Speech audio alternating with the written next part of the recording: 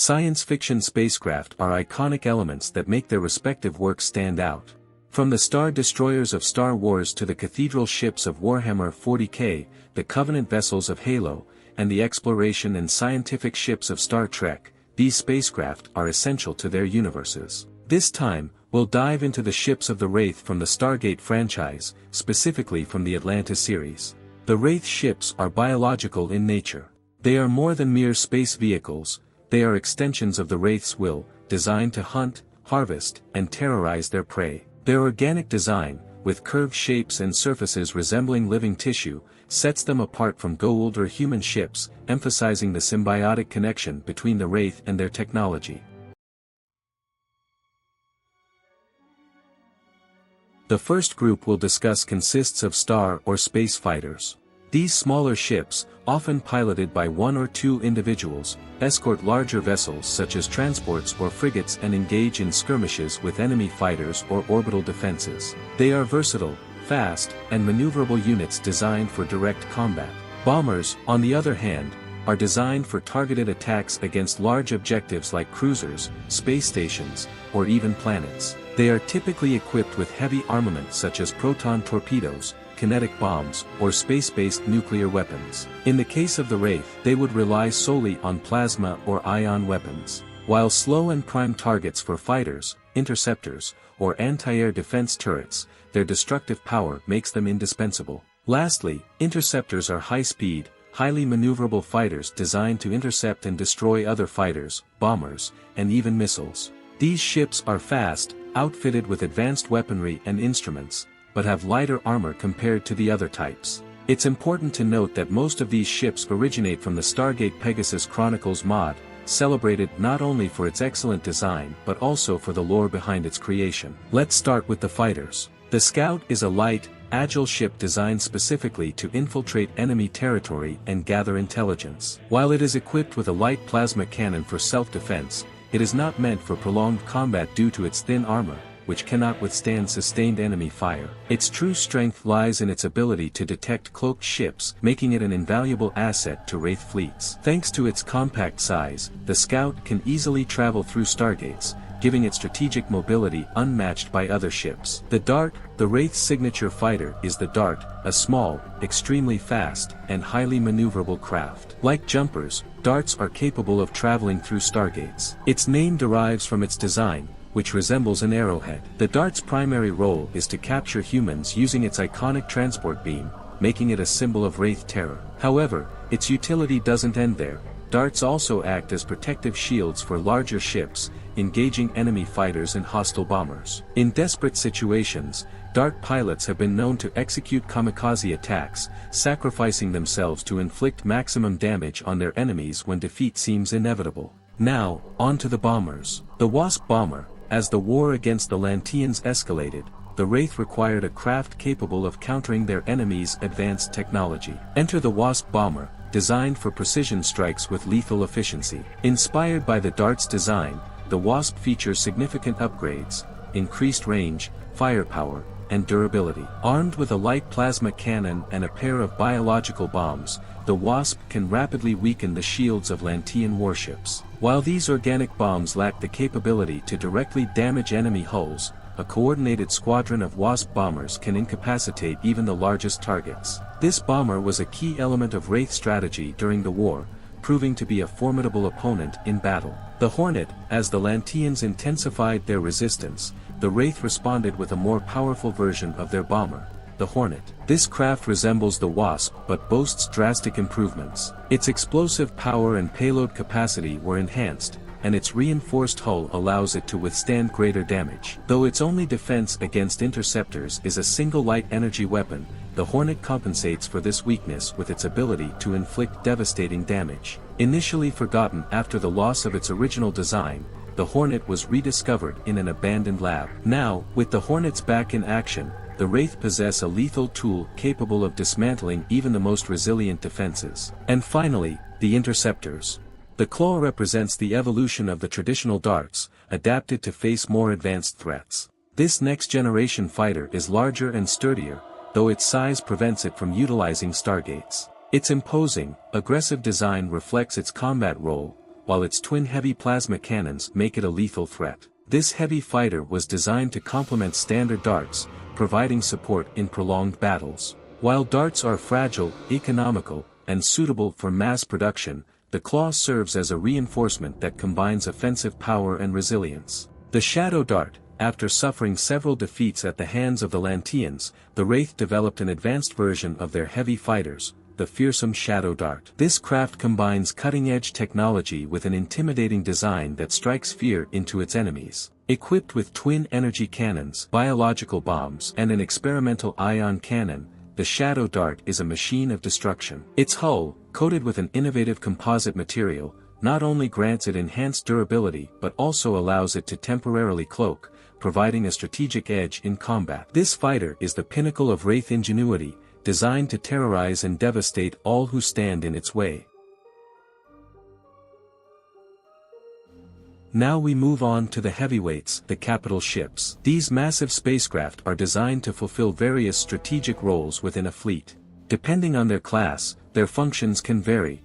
Corvettes are small ships equipped with light weaponry, designed for short-term missions. Their roles include exploration, quick strikes, base defense, and escorting larger ships. Frigates generally act as escort or patrol vessels. They are often used for reconnaissance missions, convoy protection, or supporting larger forces. Due to their smaller size and speed, frigates excel in evasive maneuvers or quick strikes. Destroyers are medium-sized combat ships designed to engage other warships. Their primary role is direct combat, especially against other capital ships. Destroyers are known for their balanced combination of speed, armor, and firepower. Cruisers are larger and more versatile ships capable of fulfilling multiple roles. They can act as command platforms for large-scale operations, serve as troop transports, or function as frontline warships. Additionally, they can undertake long-term exploration missions, planetary defense, or integrate into a battle fleet. Carriers and dreadnoughts. While carriers, or fighter carriers, and dreadnoughts are common in other sci-fi franchises, they have yet to make an appearance in Stargate, at least for now. Wraith ships are biotechnological creations, meaning they are alive to a certain extent. Their organic design sets them apart from the ships of other factions. Interestingly, these ships are so autonomous that,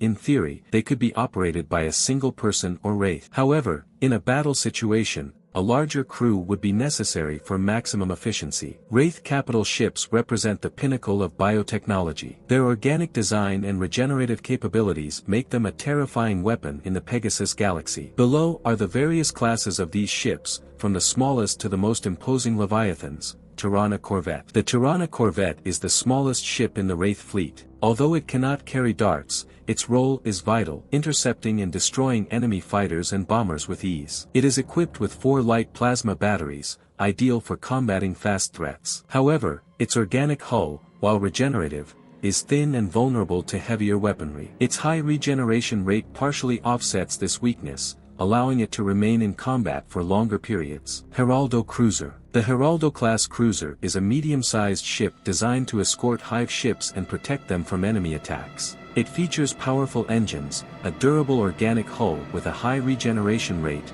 and 3 medium plasma batteries. Additionally, it has hangars capable of deploying 2 squadrons of darts. Its agile design allows the Geraldo to outperform many enemy capital ships in maneuverability, making it ideal for engagements with less armored vessels. Michael's variant. A special version of the Geraldo cruiser was customized by Michael, the human-wraith hybrid created by the Atlantis team. Known for his scientific brilliance and cruelty, Michael significantly upgraded his ship, adding more powerful plasma batteries and expanding the hangars to house more darts. Additionally, its hull was coated with an experimental metallic alloy that increased its resilience. Upgrades to its hyperspeed and sublight engines made this cruiser a formidable threat. Axiom Destroyer. The Axiom-class destroyer is designed for direct fire support. Its heavy plasma battery and 3 medium batteries make it an ideal ship for providing cover to larger fleets. Its narrow, pointed profile makes it difficult to hit in combat, while its regenerative hull keeps it operational even under heavy fire. However,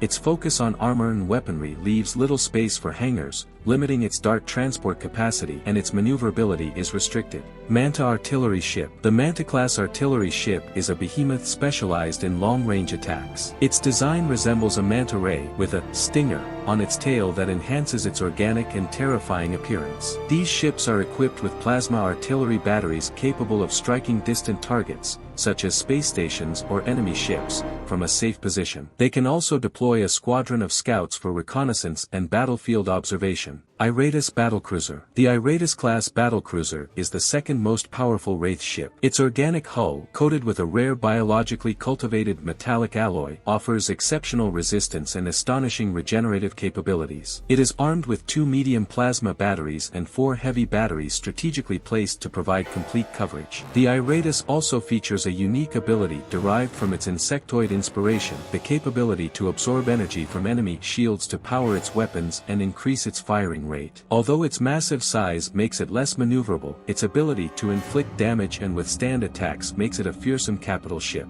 Hive Ship. Hive ships are the Leviathans of the Wraith fleet, the largest and most powerful vessels in the Pegasus galaxy. Measuring approximately 11 kilometers in length and 3 kilometers in width, these ships are designed for total space dominance. Equipped with 5 heavy plasma cannons and 2 plasma artillery emplacements, they can unleash a storm of destruction upon their enemies. The organic hull of Hive ships is dense and capable of regenerating quickly, allowing them to withstand even the most powerful attacks. However, their immense mass drastically limits their maneuverability. Additionally, they lack energy shields, requiring them to exit hyperspace periodically to recover from radiation due to the organic nature of their hull. These ships also feature hangars capable of carrying up to 6 squadrons of darts, advanced sensors that detect ships in hyperspace, and technology to interfere with Asgard transporters and guided missiles, except for ancient drones. Hive ships are commanded by a queen or a high-ranking Wraith commander.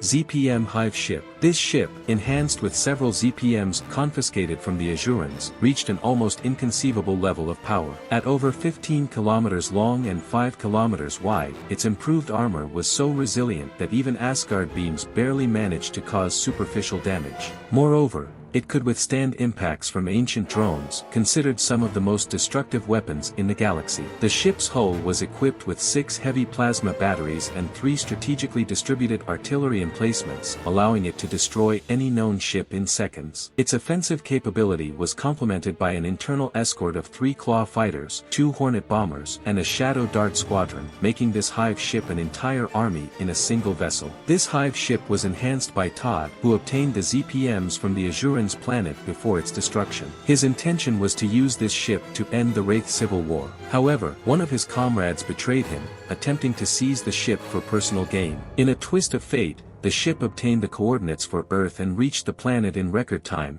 reducing a journey that would typically take weeks to just days. Fortunately, the Atlantis team infiltrated the Hive ship and destroyed it from within, detonating a missile near its core and saving Earth from an imminent catastrophe.